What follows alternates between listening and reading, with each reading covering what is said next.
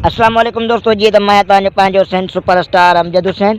अॼु मां तव्हांजे जेको आहे सो हिकु नए व्लॉग सां पेश थियो आहियां ऐं सुबुह सुबुह सां रेडी थी करे जेको आहे सो उथियो आहियां ऐं फ्रेश थी करे सोचियो त मां पंहिंजो जेको आहे सो पंहिंजे नाज़रिन जे लाइ व्लॉग ठाहियां ऐं जेको आहे सो पंहिंजे तमामु बहितरीनु ख़ूबसूरत जेको आहे सो ग्राउंड सां पंहिंजे हिन ॻोठ सां तव्हांखे पंहिंजो मंज़र ॾेखारियां ऐं इंशाल्लाह तव्हांखे इन मुंहिंजे ॻोठ जा नज़ारा तव्हांखे तमामु ख़ूबसूरत वणंदा ऐं इंशाल्लाह ताला ज़बरदस्त हिकु तमामु नए व्लॉग सां ऐं तव्हांखे मां अॼु पंहिंजो शहर बि ॾेखारींदुसि ऐं जेको आहे सो किथे घुमणु फिरणु वेंदासीं, किथे वेंदासीं, किथे खाईंदासीं पीअंदासीं ऐं तव्हांखे लाज़मी तव्हांखे ॾेखारिबो।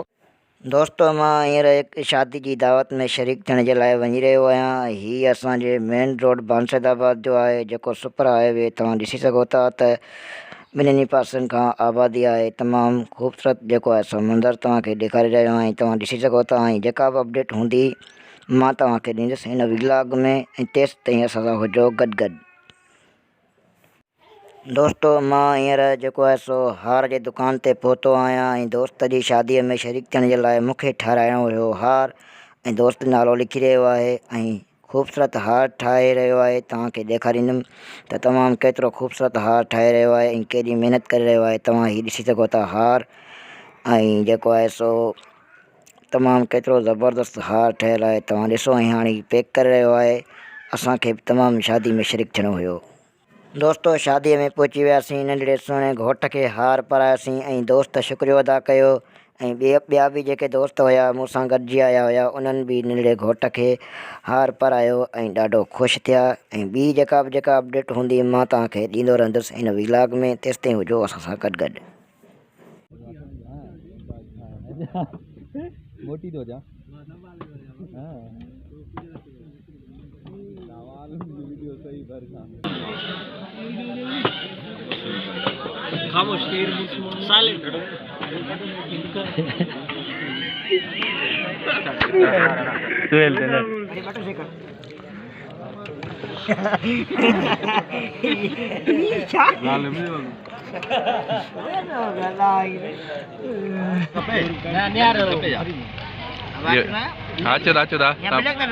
ना मार तो मैं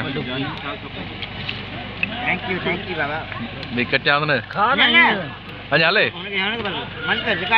रिकॉर्डिंग बंद क्या हाले अञा वकार सुनो तो नजर जे असांखे पंहिंजी रोज़ी करणी आहे न भाउ।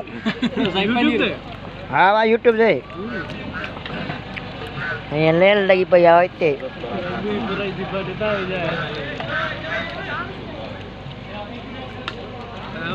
वकार ही भरना वकार ही भरिया पोयां पासे इन तो यूट्यूब वकार